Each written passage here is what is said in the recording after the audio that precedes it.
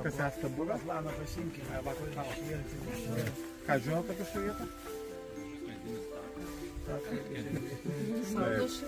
Čia vaizdas, ne? O čia yra žymiausia pelkė beveik pasaulyje. Aukštapelkė, aukštumalas, dėl to, kad buvo pirmoji aukštapelkė pasaulyje aprašyta. Visi pelkėdaros procesai. Tai Karlas Weberis, toksai vokietis, prieš daugiau nei 100 metų atvyko į šią teritoriją tyrinėti būtent pelkinių procesų. Ir apie šią pelkę parašė tokią monografiją visą didelę, apie pelkėdaros procesus. Dabar jinai visai nesnai buvo neišversta, o pakartotas leidimas, lietuvių kalba galima įsigyti. Tai va, bet dėja, tos pelkės linkimas vėliau nebuvo labai geras, nes praeito amžiaus pirmoje pusėje buvo pelkė melioruota. Tai va, didžioji dalis jos buvo iškasti tokie dideli kanalai ir pradėta eksploatuoti durpynas. O kam durpynų reikia, ar žinot? Nu, kur naudoja durpės? Pagrinde. Dalis šių durpų iškeliauja į Ispaniją ir sugrįžta pomidorų pavidalu pas mumis. Tai iš esmės daržų šiltnamių tręšimui pietinėse kraštuose. Tai va, tai tiesiog buvo didelė dalis iki šiol dar eksploatuojama, tai čia iš tikrųjų milžiniška pelkė, iki pat Šilutės tęsiasi. Tai va, bet visos nespėjo sovietmečiu eksploatuoti ir liko dar šita dalis neišeksploatuota, bet numelioruota. Tai Lietuvos gamtos fondas įgyvendino tokį didelį projektą, kur nusprendė šią pelkę atkurti, tai būtent atkurti jos hidrologinį režimą. Kas yra svarbiausia aukštapelkė, tai hidrologinis režimas. Jinai buvo visa išvagota tokių va griovelių, tai va, ir vanduo iš jos išbėgdavo. Ir jinai pradėjo sausėti, užauginėti krūmais, o tokia virti, sakykime, miškų tokių pelkėtų. Tai ką padarė, iš esmės, kiekvieną šitą kanale pritvengė daug tokių užtvankėlių, kuri kiekviena jų sukelia vandens lygį po kelis centimetrus. Nes žinom, kad aukštapelkė, ne veltui vadinasi aukštapelkė, yra dar žemapelkė, yra tarpinė tipo pelkė, yra kaip pyragas aukštapelkė. O toksai, sakykime, Kiminų kalnas. Tai mes, jeigu dabar esam čia, kai būsim centre aukštapelkės, mes būsim kokiais 3-4 metrais aukščiau, negu esam dabar. Ir visas vanduo toje kempinėje užsilaiko. Tai va, ir centre net yra ežeriukai. Ir jeigu mes padarom kanalus, vanduo nuo centro išbėga, pradeda užauginėti medžiai, sustoja hidrologinis režimas, kiminai nebesidaugina, visą kitą, ir tada labai yra blogai. Tai kai jie užtvengia tos kanaliukus, dabar reikės visai nedaug, turbūt kokį 100 metų, kad viskas atsigautų, tai va, tai gal daugiau. Tai va, jis pilnai atstatytų, bet jau pradėjo atsikūrinėti, o būtent šitą dalis jau vandens turbūt daugiau. Tai va, laimė visi reti gyvūnai dar nėra čia išnykę, bet...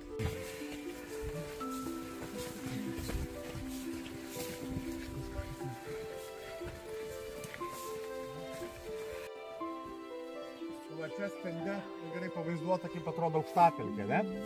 Va, mes kaip pradėjom čia, tarkim, pasiliko mašiną, automobilius, ne, tada čia to lago zona vadinama, ir kuo toliau į centrą, tuo iš esmės tas pyragas didėja, ne? Tai kažkada apskritai kaip formuojasi pelkės, ne? Buvo ežeras, taip seklus, jisai pradėjo užauginėti, maistmedžiagų daugėti, dumblėti, tai vat, ir tuomet pradėjo formuotis kiminai, tai vat, proč paskui kiminus. Ir tada tas pilvas pradėjo ant viršaus augti, kiminai kaip kempinė tą vandenį išlaikyti visą. Tai o čia dabar jau matote, kad yra tam štonkėlė, kuriomis sulaiko ištekantį vandenį. Melioracijos kanalai buvo, per visų pelkę, o centro pelkės išbėga vanduo į pakraštą, ne iš to pilvo. Tokių užtvankų plastikinių sudaryti, nesupūtų, ir tas vanduo iš esmės sustabdomas, ir su kiekvienu štonkėlė sukeliamas po kelias centimetrus į viršų. Taip išlaikomas vanduo.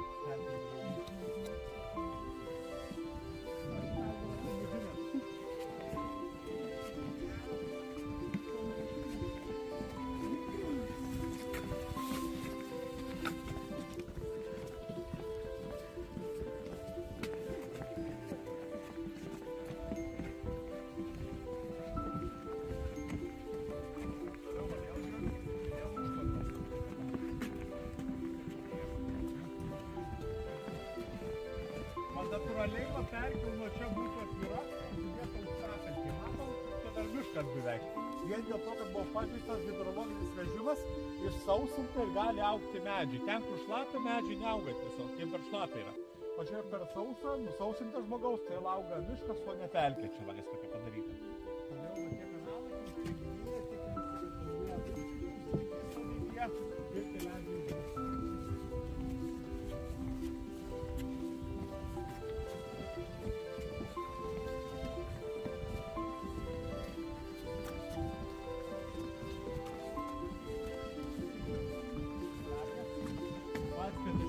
medžių. Va, dabar pro pušų viršūnę, tuoj praskris. Matote? Va, debesėlyje tam baltam. Gervės skrenda į Ispaniją. Taip, vakar tik girdėjom, dabar pamatėm. Va, jom labai geras vėjas. Jom reikia į uodegą pūstų. Čia visas pilkas. Ir paskutinės jau, paskutinės. Va, realiai už savaitės jau beveik nebematysim, o už 2 savaičių jau viskas bus tikrai nebelikę jų.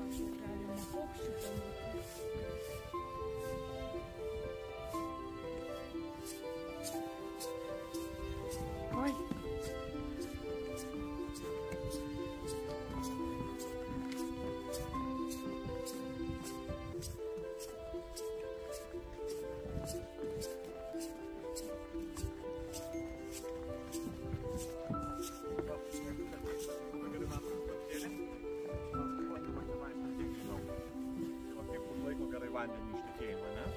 Per, aišku, pakiltų, kad kažkas pratekėtų, bet vis viena taip paprastai čia ir susitaria. Ir dabar jau mato, kad einam realiai tik jau aukštapelkė.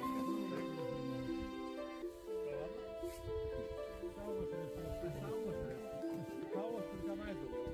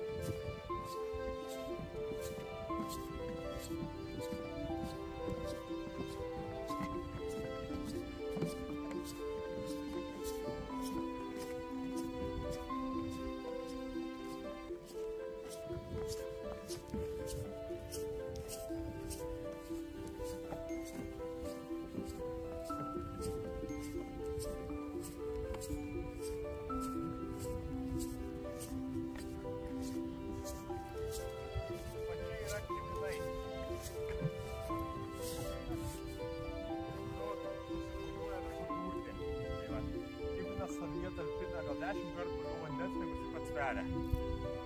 Tai va, jį žovinus nieko nesvertų, ne? Tai va, ir kildamas formuoja durpės sluoksnį. Jeigu atsimenu, per 10 metų 1 centimetrą. O mumis yra apie 6-7 metrai durpių sluoksnio. Tai galim pagalvoti, kiek 100 tūkstančių metų reikėjo susiformuoti būtent tokiam aukštapelkei. Ir kaip lengva sunaikinti. Tai iš esmės formavosi gal 15 tūkstančių metų. Ne? Šitas durpynės va iš tokių akiminų. Būtent jie supuvę.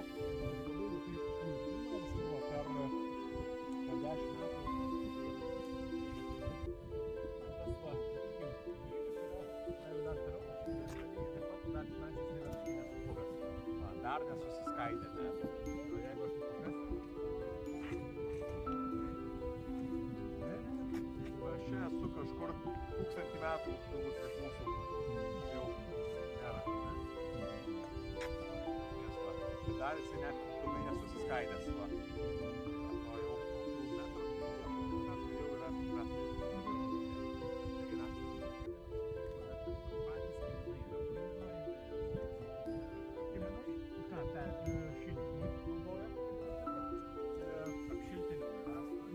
pastų deda. Dabar uždrausta yra.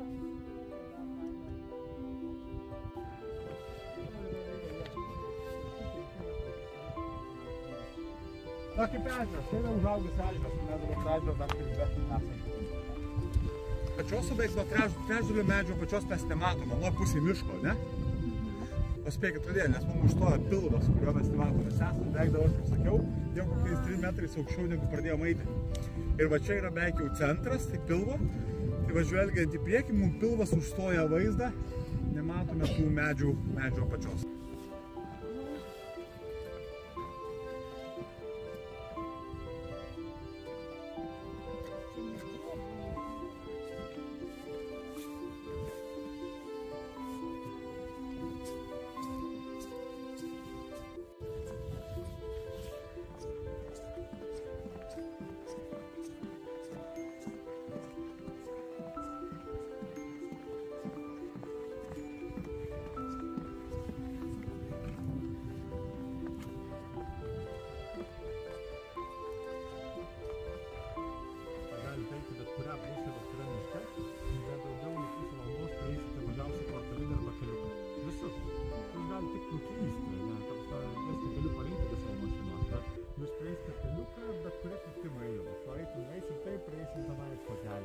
Eisim per pelkę, ar tai būtų Labanoro giria, ar tai būtų Gaidavos giria, nesvarbu. Arba kirtavietė, arba miško keliukai, arba gyvenvietė kažką. Lietuva visas yra tinklas labai tankus. Ir neturime visiškai tokių laukinių vietų, kur galėtų tik gamta gyventi. Tai vat yra Čepkelių Varaisas buvo turbūt didžiausia tokia vieta, kuri mažiausiai buvo sufragmentuota. Bet dabar planuoja pasieniečiai per artimus 2 metų nutiesti palei visą pasienį kelią naują. Iš esmės bus perkirstas pusiau Čepkelių Raisas rezervatas. Ir nesvarbu, kad tik pasieniečiai galės važinėti, bet jau viskas galim išmesti kokį trečdalį Čepkelio raisto, kuris yra rezervatas. Ten negyvens nei laukiniai žvėrys, nei visokie juodi gandrai, laplaninės pelėdos ir panašiai. Ta fragmentacija žmonėms kartais sunku įsivaizduoti, nes nu ką mes čia tik keliukas. Mes buvo tik takelis, ne? Iš esmės viskas mes išstumėm dalį ne augalų, bet gyvūnų, tai taip. Tai žinoma, kokie durgelė, tai dėl paukščiam. Dabar jeigu tą pusę pasižiūrėsit, va čia, lipus net va čia galima pasižiūrėti, va ten matos juodi laukai, juodi laukai.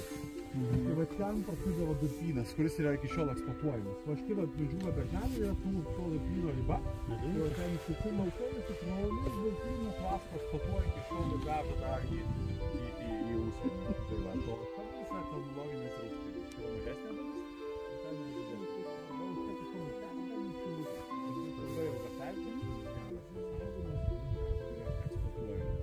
Baigiamas išlaikyti nieko, iki šiol būdavo tiesiog paliekama tokie kai kur net žiūrėjimai susidarydavo. Tai va tiesiog degraduoti durpė, o durpė yra apskritai pelkės, pagrindinis CO2 užrakintojas. CO2 šiltnamio efektą sukeliančios dujos, ypatingai anglies dioksidas, tai jisai yra užrakinamas durpėje. Tai va, ir jeigu mes paliekam atvirą durpę, tada viskas garuoja tą atmosferą.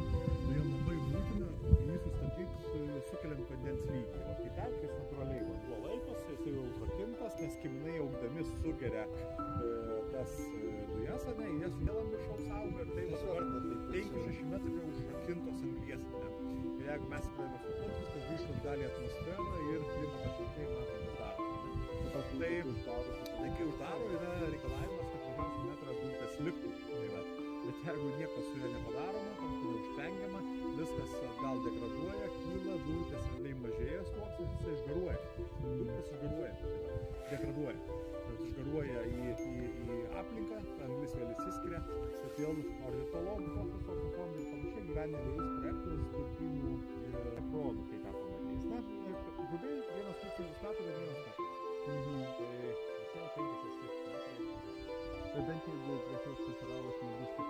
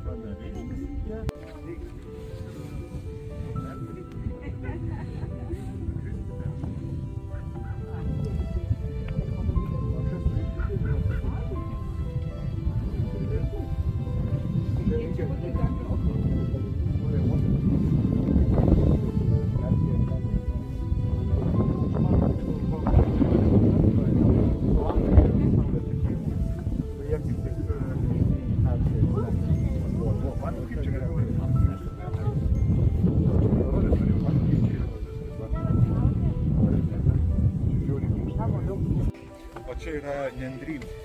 Tai vat jie dieną leidžia, va kaip to vidurio Lietuvos miškuose, tai čia leidžia nendrynuose sukūlę ir tada vakare naktį išeina pievas ganytis. Tai yra pušis saulo čia gyvena. Apskrito lapė ir siauro lapė. Ir nepažiūrės gal, bet siauro lapė bus likę. Mėsėdis saugaliukas. Pasodinam atgal, gyvenk toliau.